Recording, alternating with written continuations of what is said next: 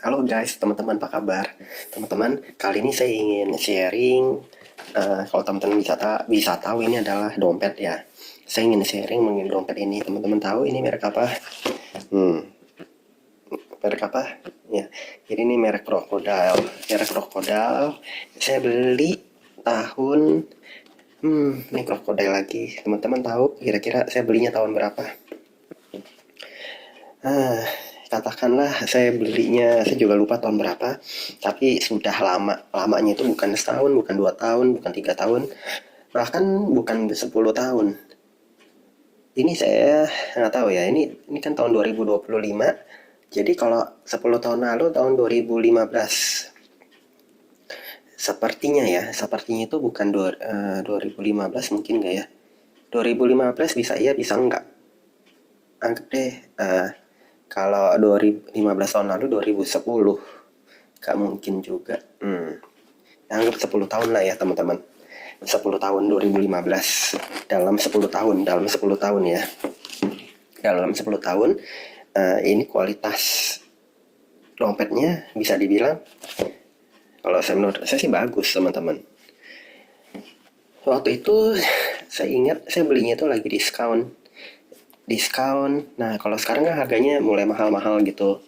Mungkin kalau sekarang, harga sekarang 2025 dibanding dalam 10 tahun lalu itu peningkatannya sekitar 3 kalinya harganya. Jadi kalau teman-teman lihat berkunjung di online, eh, harga itu bisa sekitar 3 sampai 4 kalinya dari harga 10 tahun lalu.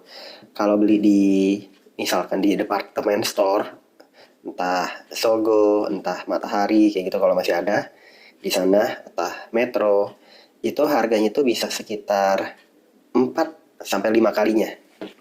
Apalagi ini modelnya itu yang eh, untuk semua model kayaknya yang bisa harganya 3 kalinya sampai 5 kalinya itu.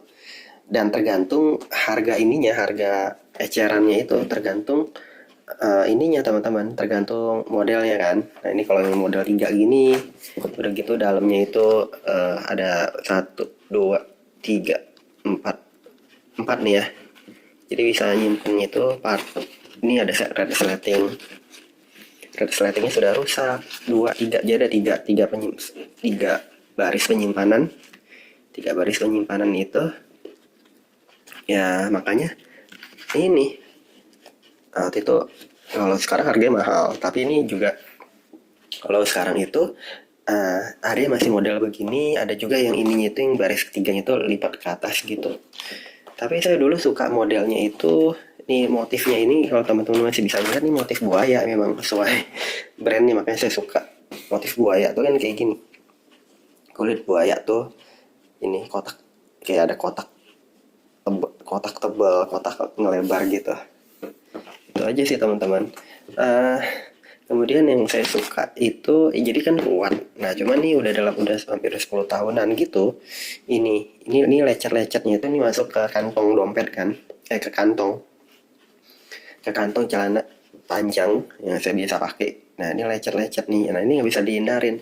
Sebelumnya itu saya juga merek ini itu juga ya sudah mulai rusak gitu teman-teman. Udah mulai rusak, ini sudah mulai rusak juga, tapi ya masih bisa dipakai. Nah kalau ini kalau kerusakan ini seperti ini belum bolong, teman-teman, tapi sudah mulai robek kan. Nah ini karena tangan nih biasanya jempol narik nih, narik eh, narik gitu. Dan ya tapi kok masih bagus dan bisa muat tebel. Nah ini robek-robekan ini mulai terjadi nih. Oh, saya baru merhatiin tuh mulai robek-robek mulai terjadi. Ya karena pemakaian. Kemudian yang saya bisa lihat lagi, kasih review lagi. Bentar, jadi apa lagi? Ah, oke. Nah, ini penyimpanannya ada banyak nih. Tuh, ininya kantong-kantong juga ada banyak. Sayang ya kalau ini penyimpanan bisa berapa tuh? 1, 2, 2.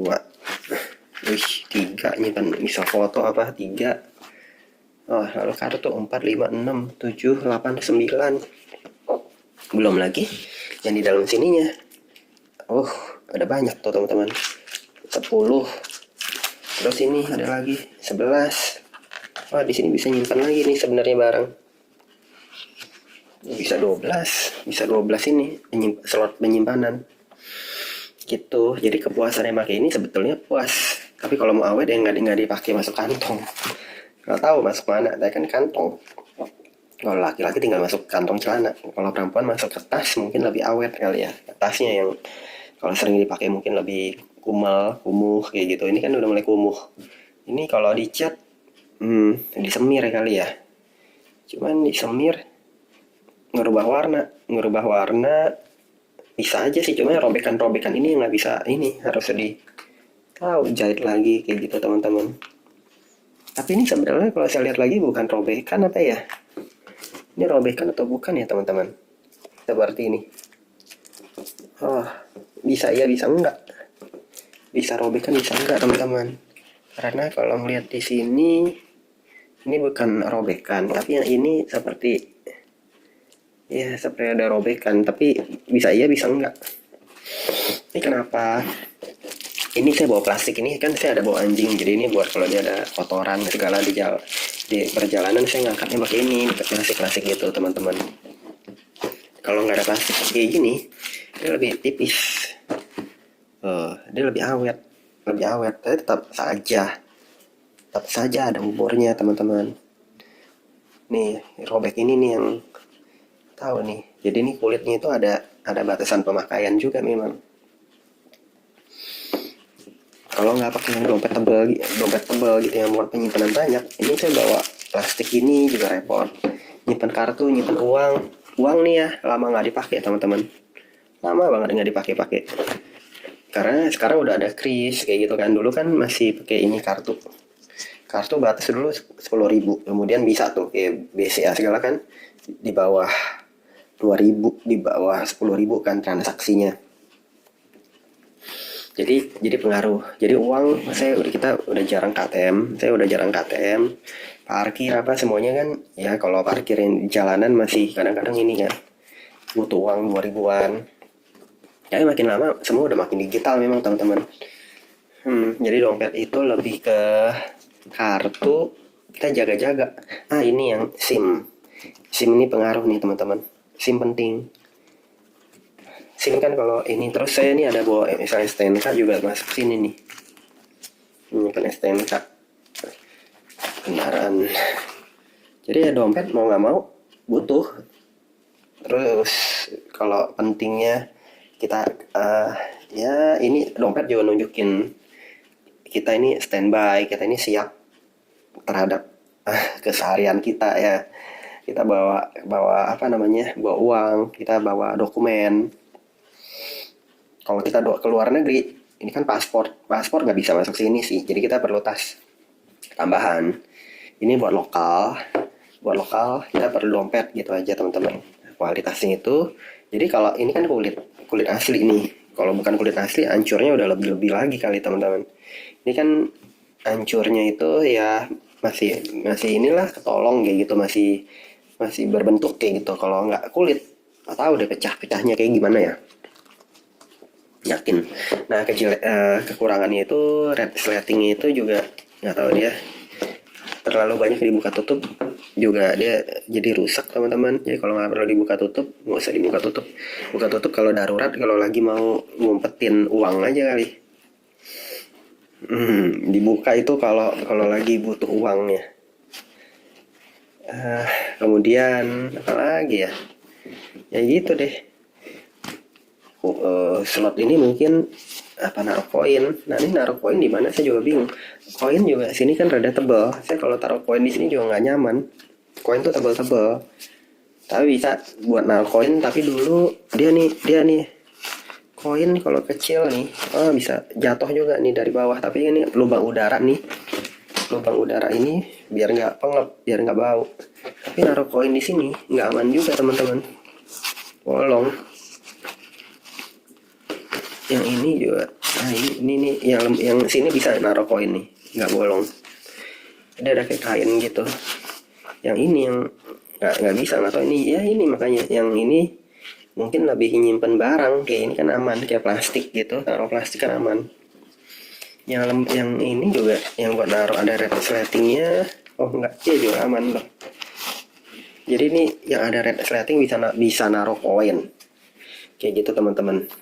Jadi kalau teman-teman saran saya beli dompet kayak gini yang fungsional itu yang tebel gini yang bisa muat banyak kayak gitu teman-teman. Kalau yang kecil tahu ya terbatas saja penyimpanan tapi semua sesuai kebutuhan dan ya kualitasnya nih atau ya saya merek ada bermerek gitu branded kan krokodil kayak gitu. Kenapa saya milih krokodil ya udah begitu ya buat awet aja, tapi awet juga 10 tahunan juga udah kayak gini, nggak tahu nih berapa lama lagi harus sudah dibuang kayak gitu teman-teman. Nih demikian review saya untuk merek krokodil ini, semoga bermanfaat. Jangan lupa subscribe, like, share, komen. Sampai jumpa di video-video saya berikutnya. Bye bye teman-teman.